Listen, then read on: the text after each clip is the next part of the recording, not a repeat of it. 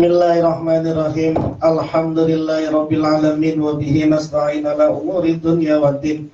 Wassalatu wassalamu ala sayyidil mursalin sayyidina wa habibina wa syafi'ina wa maulana Muhammadin wa ala alihi wa sahbihi ajma'in. Amma ba'du.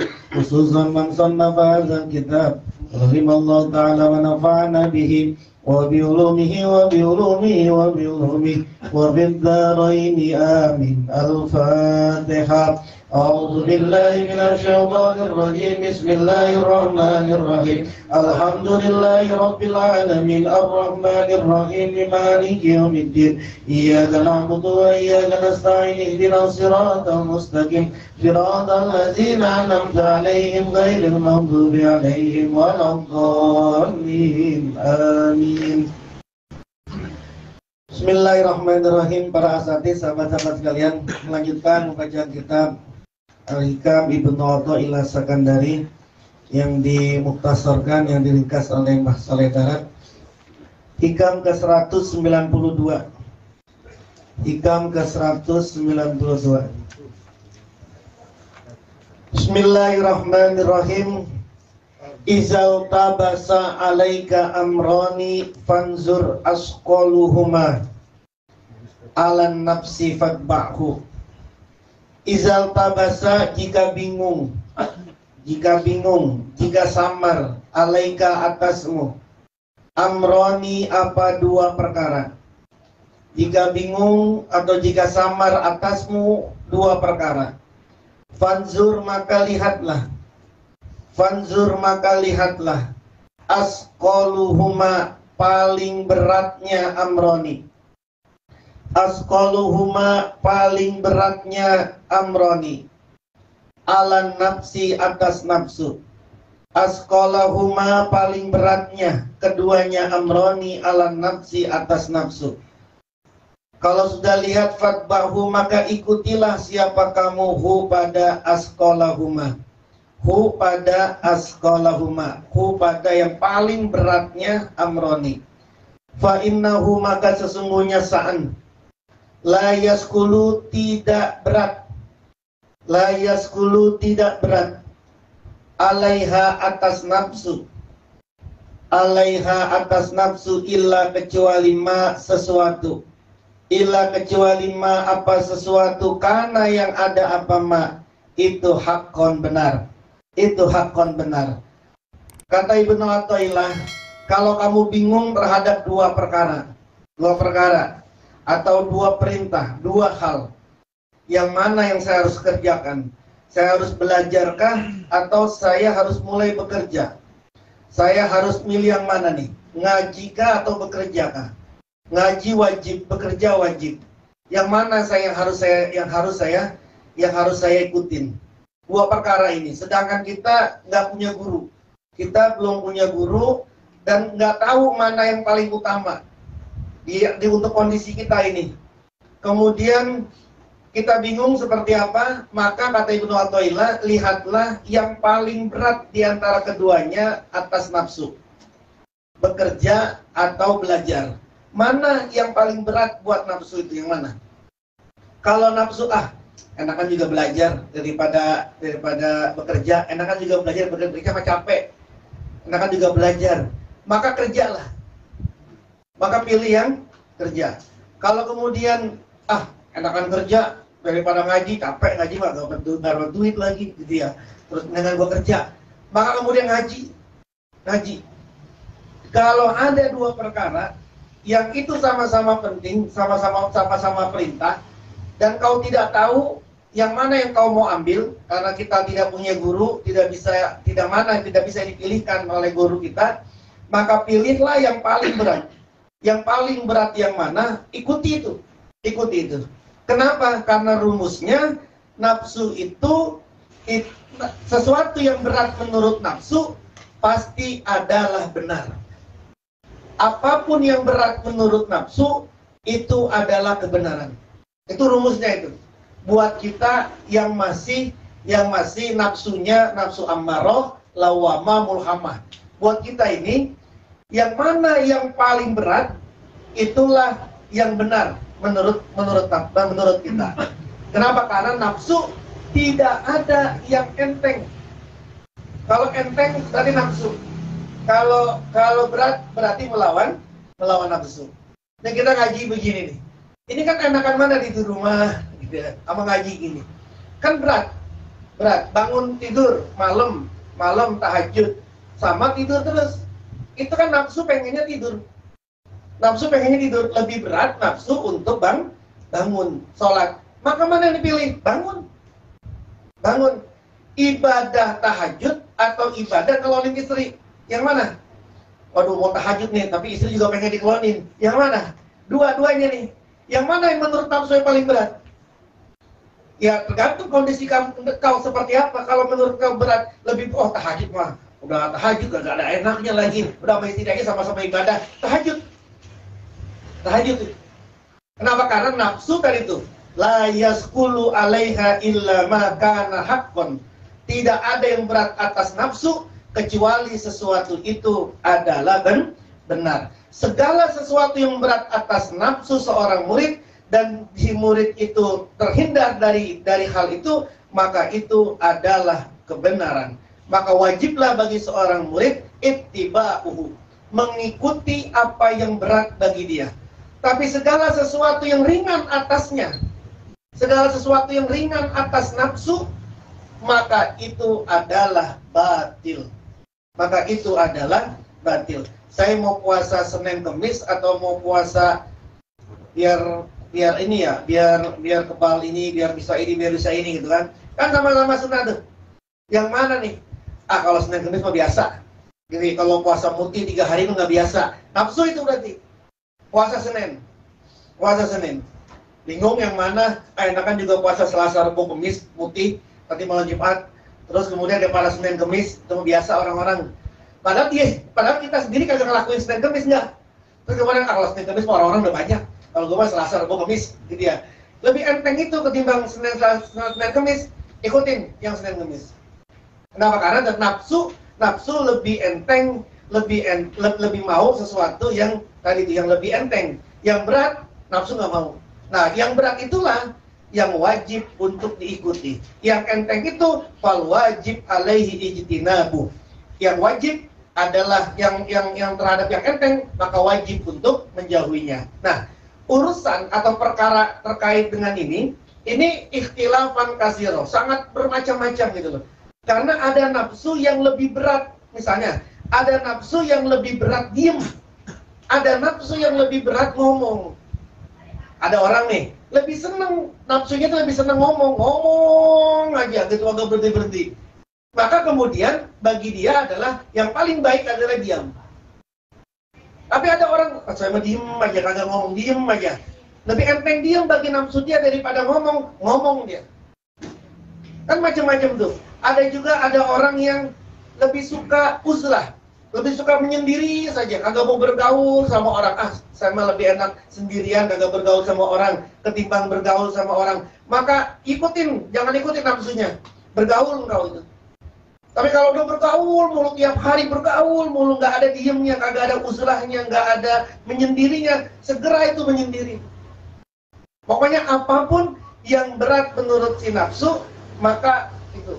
Ada orang yang nafsunya nggak mau puasa, nafsu itu berat melakukan puasa. Ada, tapi ada juga orang yang nafsunya pengennya puasa mulu. Saya pengen puasa mulu, enakan puasa daripada nggak puasa. Nah itu tipis banget itu nanti itu. Kalau seperti itu jangan puasa. Apapun yang menurut nafsu engkau bisa, menurut nafsu itu enteng, maka ikuti. Maka jangan diikuti. Apapun yang menurut nafsu itu berat, maka ikuti. Mau jalan apa, sesuatu yang wajib. Kemudian di rumah juga ada kewajiban nih. Salah sama orang tua. Yang mana yang dipilih? Ya cari yang paling berat. Pokoknya kalau terbentur dua perkara, maka cari yang paling berat menurut nafsu. Menurut nafsu. Nah, karena kita ini sangat susah membedakan mana nafsu dan mana yang bukan nafsu. Terkadang kita ini menganggap, ini bukan nafsu, ini mah kebenaran. Padahal nafsu gitu loh.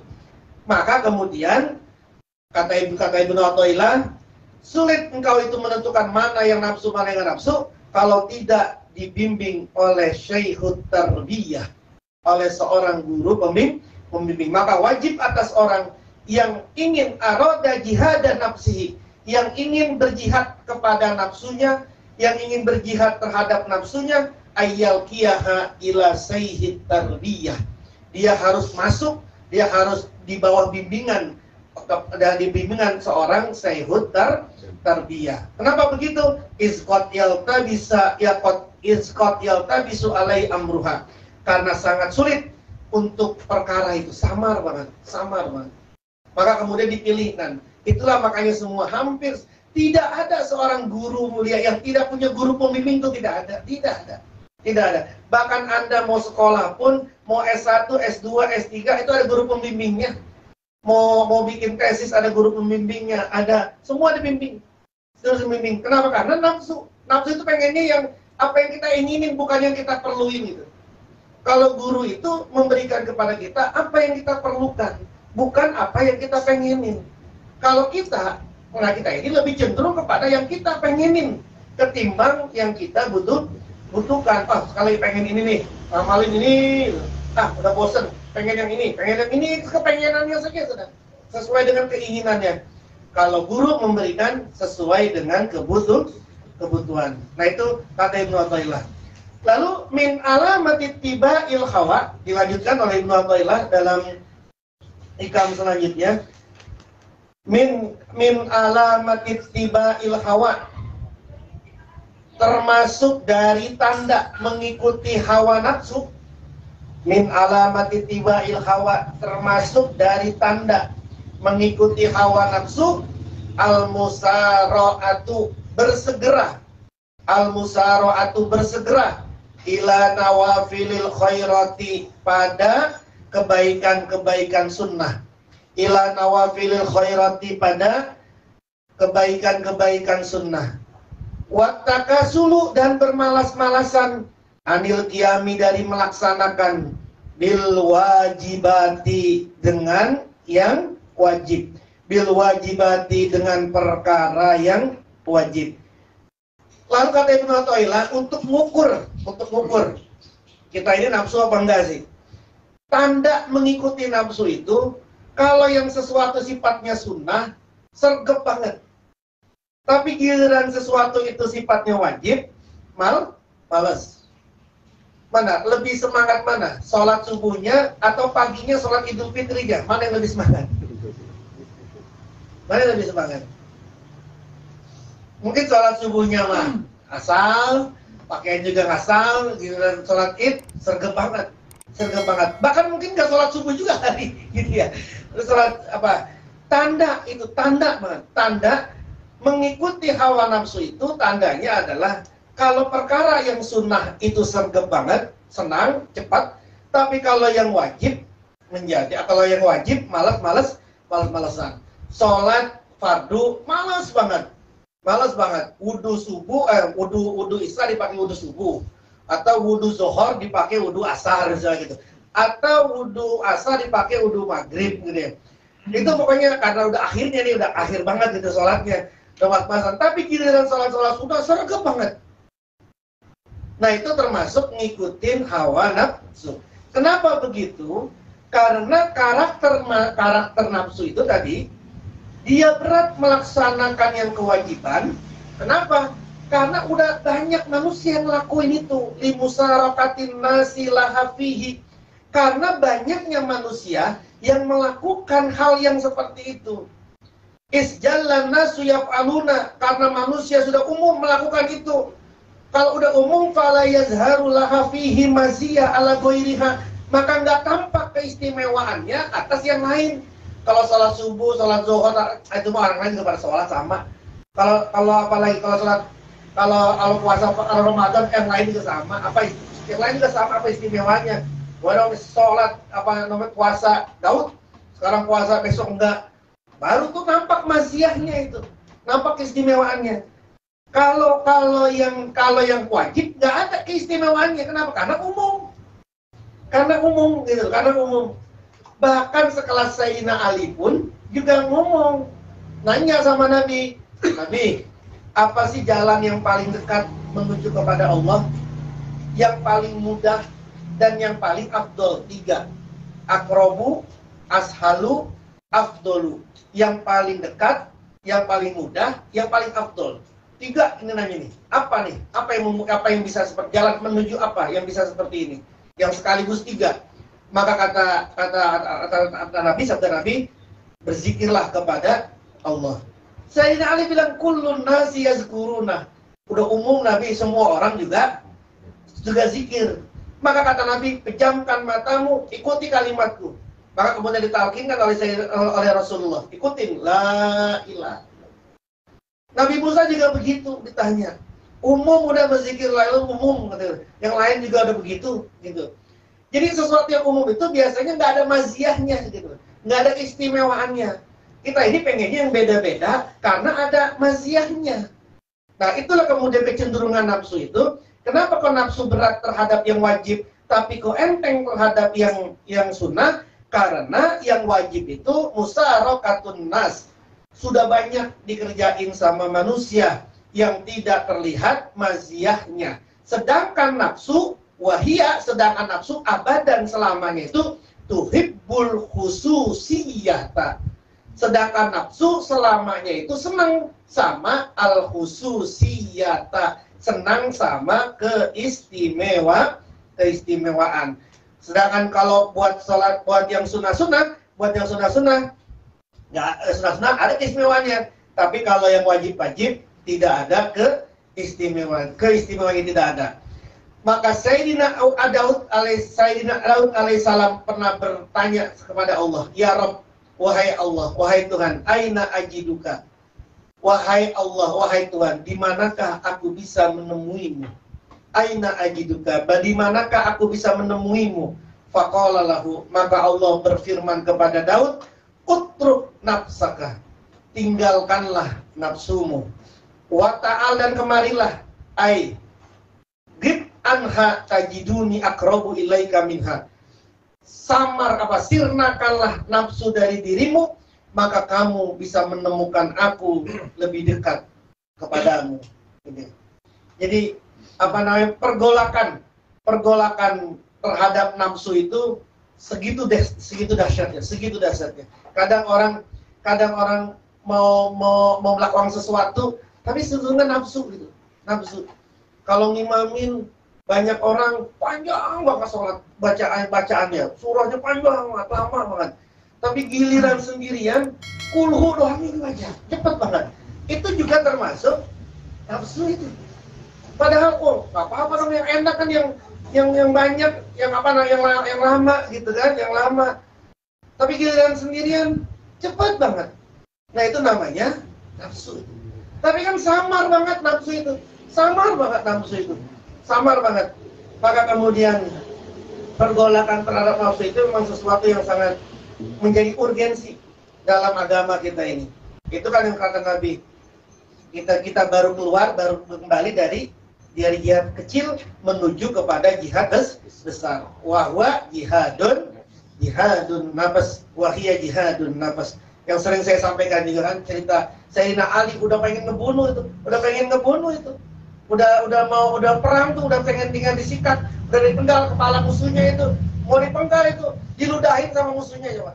Itu nggak jadi dia itu untuk memenggal itu. Kenapa? Karena dia takut ketika dia bunuh itu ada nafsunya di situ ya. Ada nafsunya karena udah dia ngeludahin Sayyidina Ali gitu. Yang tadinya kekuatan itu biasa, karena diludahin agak gemesan dikit, udah nafsu itu. Segitunya ngejaga nafsu itu. Sampai nggak jadi gitu. Nggak jadi mau ngebunuh, nggak jadi. Karena takut ada nafsu di dalamnya. Segitu ngindarinya. Jadi Masya Allah, emang sulit naik kita ini dari amarah, lawama, mulhamah, mutmainnah sampai kepada rodiyah, mardiyah, kamilah. Lalu Ibnu Athaillah diterusin lagi. Qayyada at-ta'ati. Qayyada membatasi siapa Allah at-ta'ati pada berbagai ketaatan.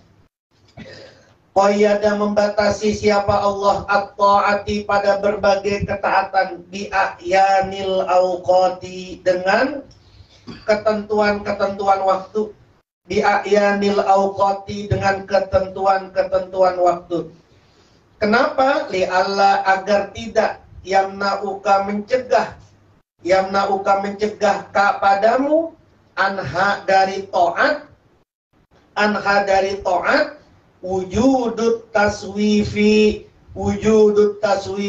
apa adanya menunda-nunda. Wujudut taswifi apa adanya menunda-nunda. Wawasa'a dan meluaskan siapa Allah. Wawasa'a dan meluaskan siapa Allah alaika atasmu. Al-waqta pada waktu.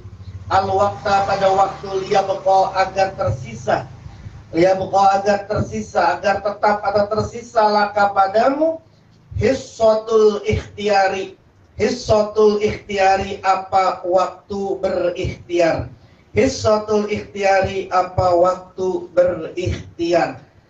Allah, kata Ibnu Athaillah, Allah itu membatasi ketaatan-ketaatan dengan ketentuan waktu. Subuh waktunya udah ditentuin. Zuhur, asar, maghrib, isya udah ditentuin. Puasa udah ditentuin dari subuh sampai maghrib. Zakat udah ditentuin. Haji udah ditentuin. Umrah udah ditentuin. Semua ketaatan itu, waktunya itu udah ditentuin. Biar apa? Biar engkau tidak menunda-nunda. Oh, udah ada kok waktunya zuhur jam 12 lewat sampai jam 3, jam 12 sampai jam 3. Udah ditentuin tuh waktunya tuh. Agar kita semua tidak menunda-nunda itu. Sedangkan Allah itu meluaskan waktu lainnya untuk waktu berikhtiar. Kalau dihitung-hitung 5 kali sholat dikali berapa sih ada sholat tuh 5 menit atau 10 menit tuh? Jago banget 10 menit ya. 5 menit lah rata-rata. 5 kali 5, berarti kan 25 menit. 25 menit dari 24 jam coba. 25 menit dari 24 jam. 23 setengah aja masih belum itu. 25 menit dari 24 jam. Yang 24 jam itu Anda silakan pakai untuk ikhtiar, untuk ketaatan-ketaatan yang tidak ada ketentuan waktunya. Ya apa saja, ikhtiar dan ketaatan-ketaatan yang sifatnya goi rumah tuh. Masa kayak begitu aja masih kurang gitu. Andaikan Allah balik bagaimana? Waktu untuk ikhtiar ditentuin. Waktu untuk ibadah diluas. Kayak apa coba kita? Kerja ini yang halal. Kerja itu halalnya adalah jam 7 sampai jam 8 pagi. Lewat dari jam 8 pagi, haram bekerja. Terus nanti bekerja lagi jam 1 siang sampai jam 2. Selebihnya haram. Coba bagaimana? Nggak modal kita. Kan kalau selama ini dibalik. Ini kan enggak. Ibadah, ketaatan ditentuin waktunya. Selebihnya waktu itu dikasih keluasan oleh Allah. Ditentukan waktunya ini agar kita tidak nunda-nunda. Karena apa? Karena udah tahu waktunya. Nah besok nih, waktu. Misalnya sekarang masih bulan apa? Safar, bulan 2 kan. 7 bulan lagi masuk Ramadan. Pengennya kita Ramadan itu tenang, tidak ada pikiran masalah ya dana, atau gimana? Pengennya apa? Tenang kan? Ibadah. Karena apa? Karena urusan dapur beres, urusan lebaran beres. Pengennya kan begitu. Ini masih ada 7 bulan kan?